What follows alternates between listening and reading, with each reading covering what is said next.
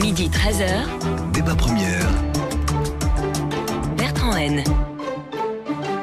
La Belgique peut-elle bientôt atteindre le plein emploi ? C'est la question qu'on se pose dans cette deuxième partie de débat première. Et cette question, elle nous vient en réalité d'Allemagne, où la chancelière Angela Merkel, qui est en campagne, a promis aux Allemands le plein emploi pour 2025. Et du coup, ça a fait comme une tache d'huile chez nous. Chris Peeters, le ministre de l'Emploi, le promet aussi pour la Belgique. Il dit « Notre pays doit oser avoir la même ambition ». Dit-il. En clair, ça veut dire que le taux de chômage, qui est actuellement de 7,6%, devrait passer autour de 3%. Chiffre qu'on n'a plus connu depuis les 30 Glorieuses. Autre chiffre, il faudra créer 240 000 emplois supplémentaires, en plus des 210 000, 216 000 qui seront créés pendant la législature. Est-ce que c'est crédible ? La Belgique est-elle vraiment, comme l'Allemagne, sur la voie du plein emploi ? En Allemagne, le marché du travail est assez différent du nôtre. Qu'est-ce qu'il faudrait comme réforme sur notre marché du travail pour y arriver ? À quel prix devrons-nous payer le plein emploi ? Pour en parler avec nous, trois personnes, trois invités, deux économistes et le commissaire au plan, Philippe Donnet. Bonjour. Bonjour. Bonjour. Xavier Dupré, qui est économiste à la Fondation Joseph-Jacques-Motte. Bonjour. Bonjour. Dupré. Jean Hendrix, qui est économiste, membre d'Itinéraire Institute et professeur d'économie à l'UCL. Bonjour. Bonjour. Jean Hendrix. Et on va commencer par vous, Philippe Donnet. Vous qui êtes un peu maître des chiffres, maître des statistiques et qui conseillez tous les pouvoirs publics, notamment avec des chiffres pour tenter de les aider à prendre les décisions les plus correctes possibles. Est-ce que vous trouvez, vous, que c'est réaliste de parler de plein emploi en 2025 ? Alors, en premier lieu, on peut se réjouir que l'objectif de la politique économique soit d'atteindre le plein emploi. Oui. Est-ce que c'est un fait nouveau ? Je ne sais pas. En tout cas, c'était probablement plus un coup de communication. D'accord. En tout cas, ça fait longtemps qu'on n'a plus dit en Belgique on va atteindre le plein emploi. Ça, c'est vrai. Bon. Ça, c'est vrai. Maintenant, encore faut-il s'entendre sur la définition du plein emploi. Oui. Est-ce que c'est forcément 3% de taux de chômage ? Je ne le pense pas. Parce qu'autrement, on peut regarder ce qui se passe outre-Atlantique, où le taux de chômage est aussi extrêmement faible. Oui. Mais pendant la crise, énormément de gens se sont désintéressés du marché du travail, en tout cas en sont sortis dégoûtés. Là où il faudrait regarder, c'est le taux de participation, mais c'est plus difficile à calculer. Depuis la stratégie de Lisbonne, il y a un autre indicateur dont on parle de plus en plus, c'est le taux d'emploi. Oui. Et là, il y a un objectif de politique économique. En Belgique, il est de 73,2%. Elle s'est décidée au début des années 2010.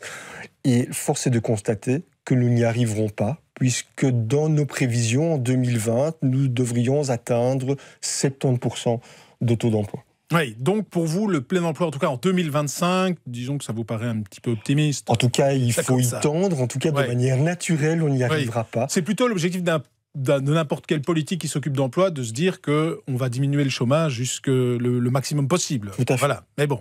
Jean Hendrix, tiens, vous, est-ce que vous pensez que c'est réaliste 2025, se fixer une date comme ça et se fixer un objectif comme le plein emploi, même si on a entendu Philippe Donnet dire qu'il y avait sans doute plusieurs définitions de ce qu'est le plein emploi. Oui, donc je partage l'avis de Philippe Donnet sur la préférence à donner pour le taux d'emploi plutôt que le taux de chômage, qui est plus facilement, je dirais, manipulable et volatile aussi. On peut décourager des gens à rester au chômage.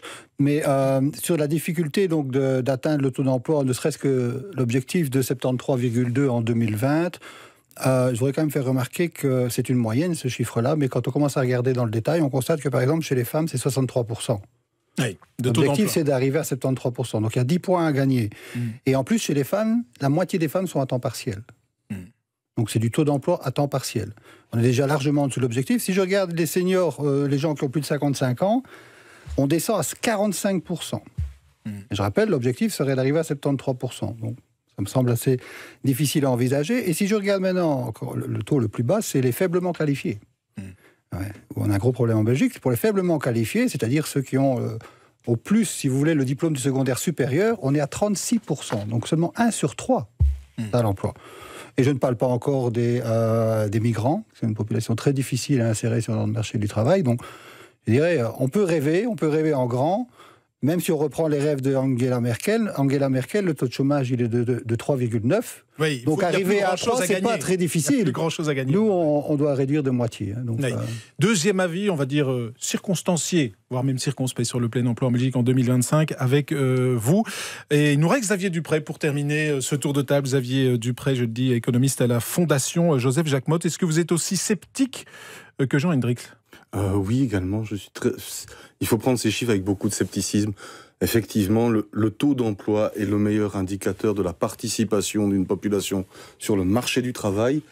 Et on est très très loin des 70%. Vous avez fait le professeur Hendricks a fait une découpe sociologique.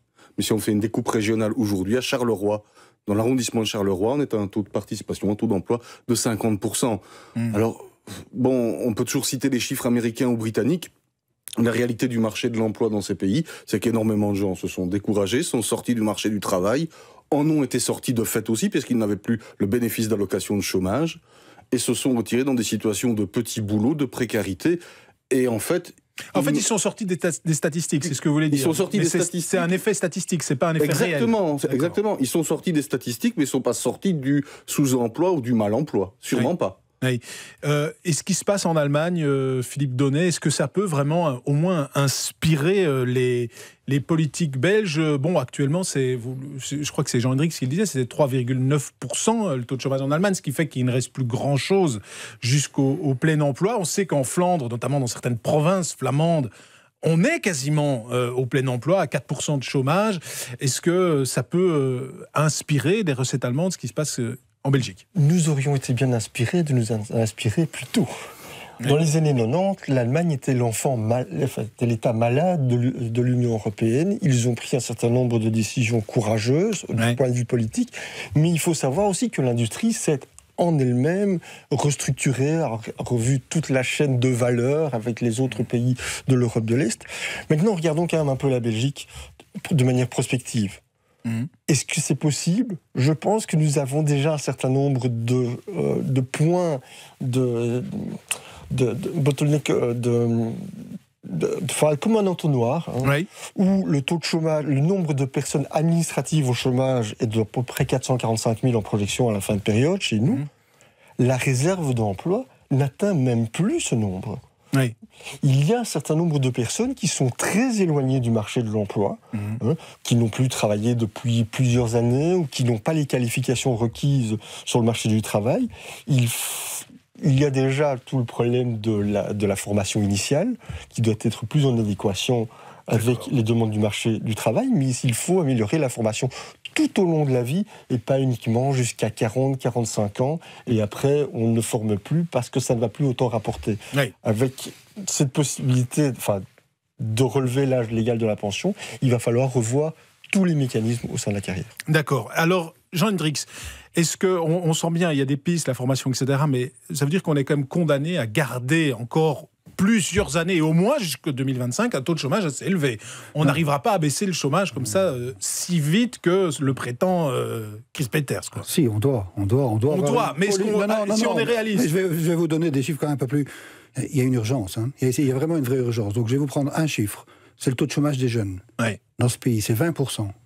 Essentiellement, on nous parle de taux de chômage de 3%.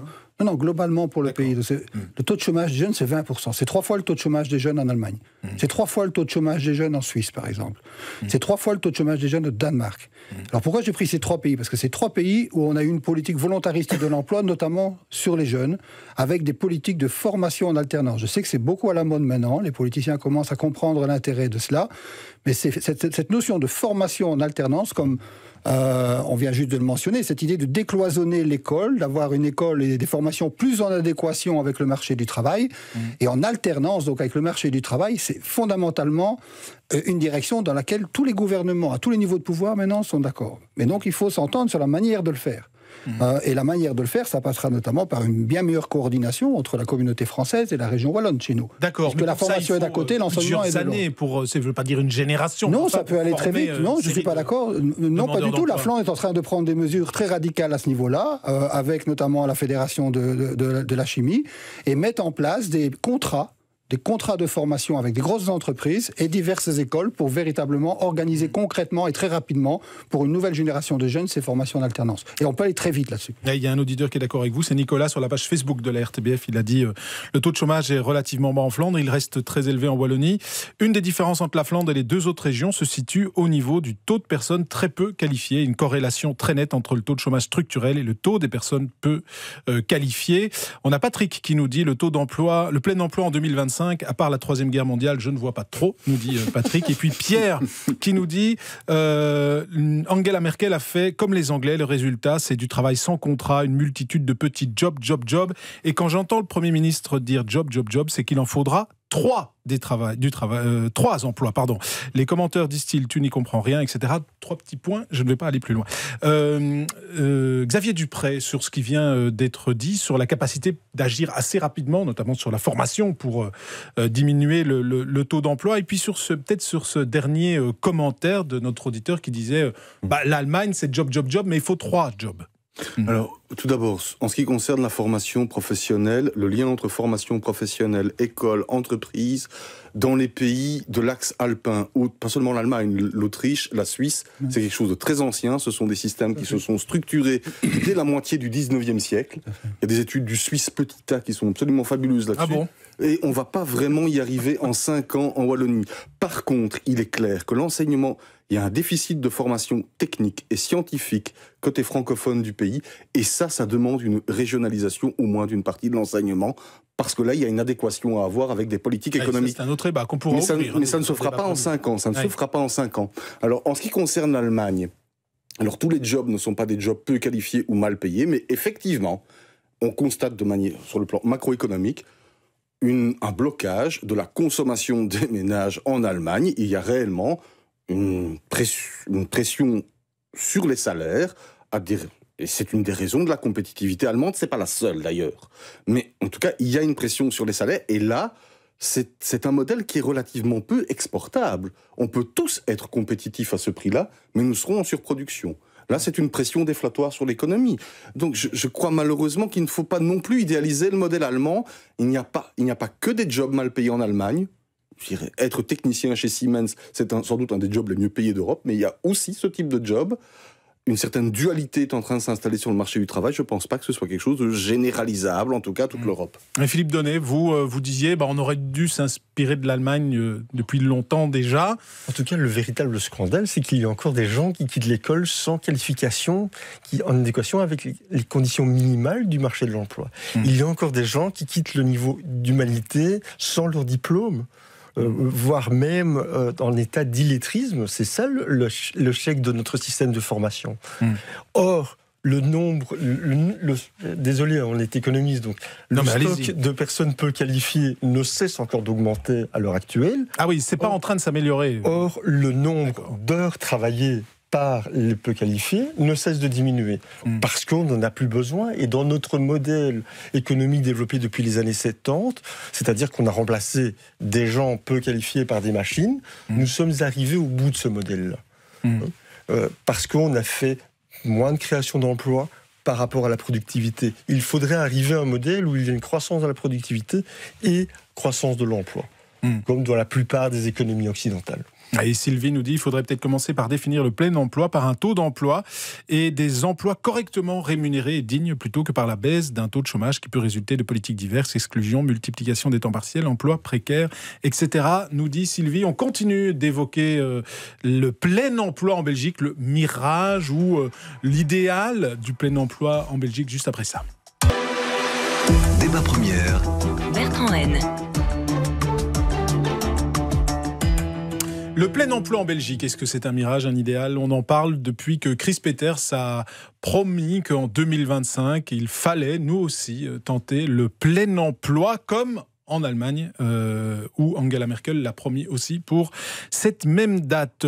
Jean Hendricks, je lisais Philippe Ledan, qui était économiste en chef chez ING, dire chez nous, on n'y arrivera pas vraiment au plein emploi parce que on va rapidement avoir un effet d'augmentation des prix, d'inflation à partir du moment où on va arriver à 6-7% de chômage. Est-ce que c'est un risque de fait qu'à un moment donné, chez nous, on ait un tel chômage structurel qu'on n'arrivera de toute façon pas à descendre en dessous de 6%, disons 7%. Oui, donc ça, c'est lié au fait du risque de pénurie. Oui. C'est-à-dire que les employeurs ne trouvent plus, et donc ils doivent payer les gens de plus en plus cher, et il y a un effet d'inflation. C'est ce qu'on vient de mentionner. Donc, il y a un certain degré d'inadéquation. Et en particulier, il est assez aigu en Belgique. L'inadéquation entre un système de formation, d'enseignement et les besoins du marché du travail. Et je pense qu'il y a un fondement idéologique là derrière, une espèce d'opposition idéologique à vouloir ouvrir l'école, ouvrir notre enseignement aux besoins du marché du travail. De l'entreprise.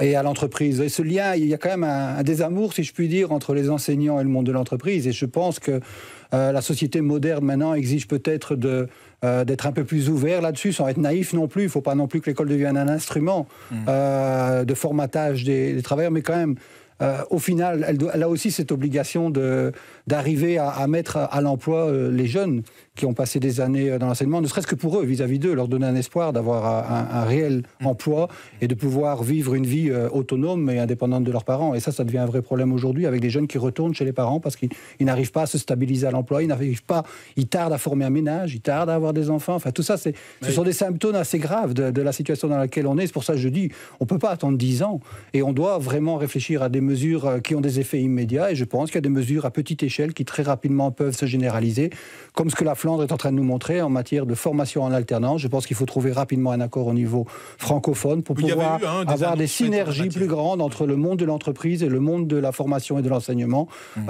Et on ne peut qu'y gagner. Il y a eu des annonces faites en matière de formation en alternance dans le sud du pays par la ministre, etc. Il y a eu plusieurs choses déjà annoncées, mais ça vous on voit rien de pas concret. En Flandre, je vois la ministre Krevits vient avec des propositions concrètes, des contrats faits en bilatéral avec les entreprises pour avoir cette formation en alternance. Xavier Dupré, sur ce risque qu'à un moment donné, si le chômage continue à baisser et qu'il n'y a pas de réforme peut-être suffisante en matière de formation, on ait un effet d'inflation. Vous êtes d'accord avec ça ? Oh là, le Nehru, c'est un concept, enfin c'est le concept de Nehru, dont Non-Accelerating Inflation Rate of Unemployment. Ah oula, ça il va falloir nous expliquer, c'est-à-dire qu'à un moment donné, une baisse du chômage conduit à une augmentation des prix. Oui, simplement on constate qu'à la fin des années 90, on l'avait calculé à 6% aux États-Unis, il est descendu jusqu'à 4% sans qu'il y ait, le Nehru, le fameux Nehru, sans qu'il y ait eu augmentation réelle de l'inflation. On voit aussi que le Japon, à un moment donné, était en dessous de son taux d'équilibre en 2006. Et à l'époque, ils n'étaient pas du tout dans une situation de grande inflation, étaient plutôt en déflation. Donc je pense qu'il faut éviter d'en faire un dogme, en tout cas.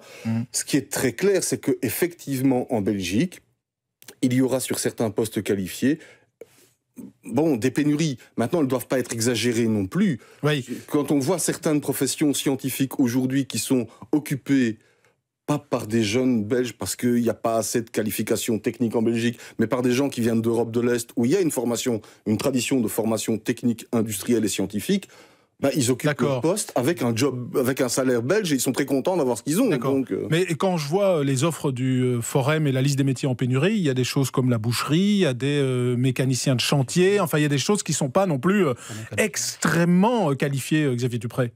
Ça c'est très clair. Oui. Mais là je pense qu'il faut aussi se rendre compte que d'abord, je regarde toutes les pénuries, elles ne concernent pas que des professions marchandes, mais aussi des professions non marchandes qui sont particulièrement... Médecin généraliste, par exemple, en Wallonie, est un métier en pénurie. Infirmière à Bruxelles, et c'est un métier particulièrement pénible. Donc si certains métiers sont en pénurie, c'est aussi en raison de leur pénibilité, ou en tout cas de la rémunération qui ne couvre pas une pénibilité de fait. Par ailleurs, c'est vrai, ça il faut le constater aussi, il y a une préférence de l'ensemble des parents du côté francophone du pays qu'on ne constaterait même pas, et qui n'est même pas un fait idéologique. Je veux dire, la gauche britannique, par exemple, l'idée qu'un garçon devienne boucher et puis devienne syndicaliste, fasse du long life learning, ça ne choquerait personne. Il y a une préférence pour l'enseignement général, avec parfois des effets d'éviction sur des formations qui pourraient être qualifiantes. Oui, ça c'est... Et c'est culturel, là, je pense.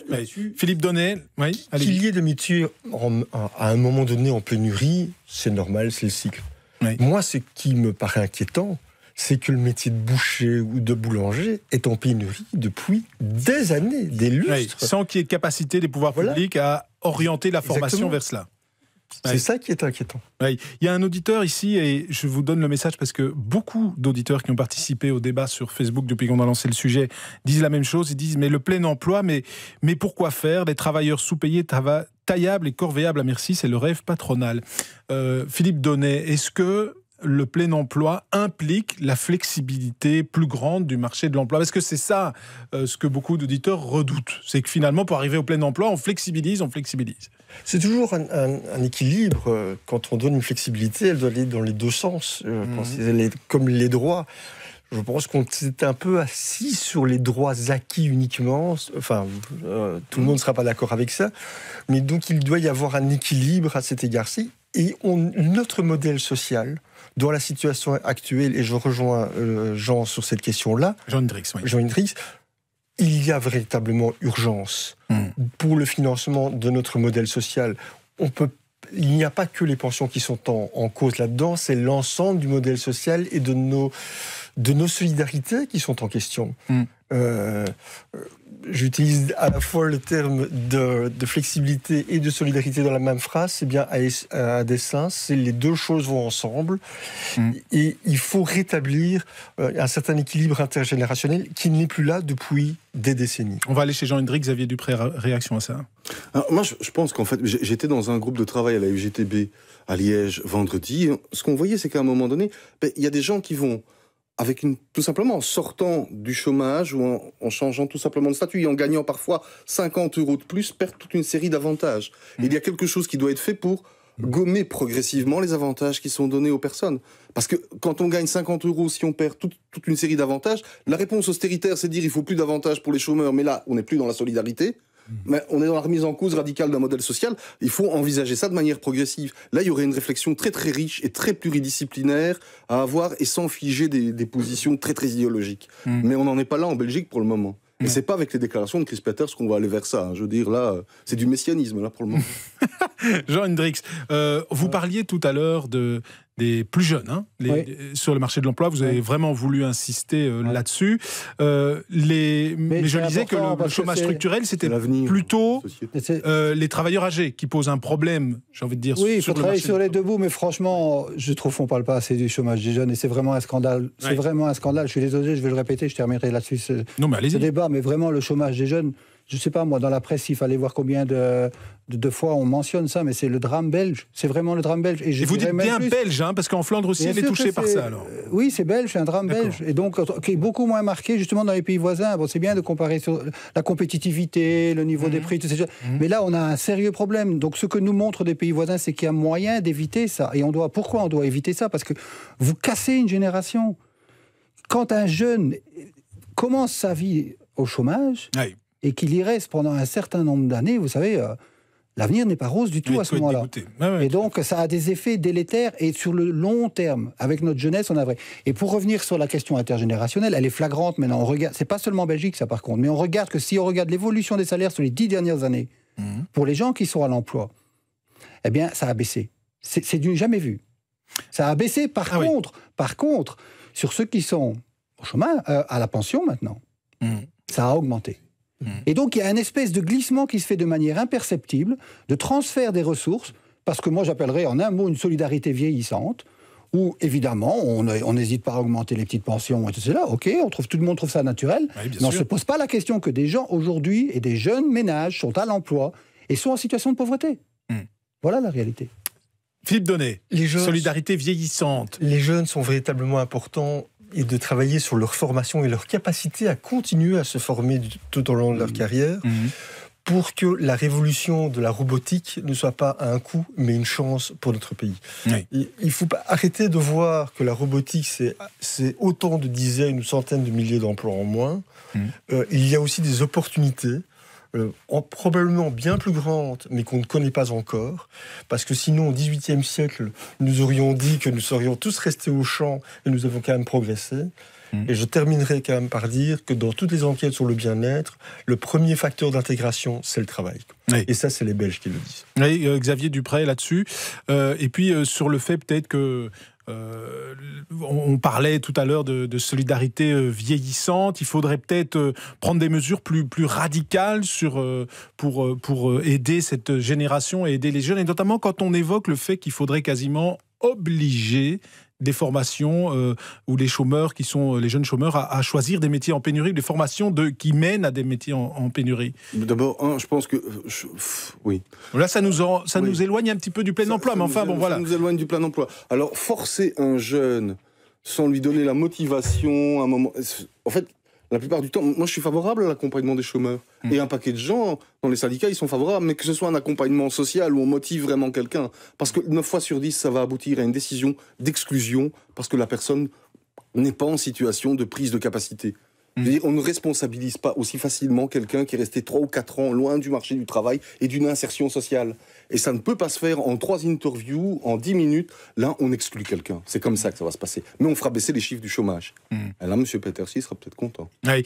Jean Hendrix, on a les capacités politiques et financières, parce qu'on parle beaucoup toujours de budget et de moyens, pour, en quelques années, former les plus jeunes, ceux qui sont actuellement sur le marché du travail et qui ne trouvent pas d'emploi parce qu'ils ne sont pas assez qualifiés. On peut le faire, ce n'est pas une question de budget, c'est une question... On dépense très peu dans les politiques de remise à l'emploi, on dépense très peu dans ce pays. On dépense très peu là-dedans. On dépense plus, si vous voulez, en aide à l'emploi. En aide à l'emploi, mais on a parlé du Danemark et du modèle de flexicurité, mais c'est ça leur pari, et ils ont réussi ce pari-là. Au lieu d'indemniser des chômeurs, on les accompagne, on les aide à retrouver le plus rapidement possible de l'emploi. Et en termes de pouvoir d'achat, ils gardent 90% de leur dernier salaire durant 2 années. Mais il y a on dépense 2 fois plus par chômeur au Danemark pour la formation et la remise à l'emploi, voilà. Rapidement, Xavier Dupré. Alors là, c'est pas du tout clairement ce qu'on fait avec l'ONEM aujourd'hui. On a des gens qui se retrouvent au bout d'1 an avec une grosse perte de pouvoir d'achat et une désocialisation, parce que vivre avec 1 200 € à Bruxelles, il faut le faire, et qui vont se retrouver mis devant le mur de l'exclusion et vont se retrouver dans le mur, clairement. Donc là, effectivement, il faut pouvoir laisser un pouvoir d'achat aux gens qui sont en formation. Merci à tous les 3 d'avoir participé à ce débat, et je retiens, moi, en tout cas, la grande leçon, c'est que s'il y a une priorité, c'est les jeunes, puisque le chômage des jeunes chez nous continue à augmenter, malheureusement. Merci à tous les 3 d'avoir participé à cette émission.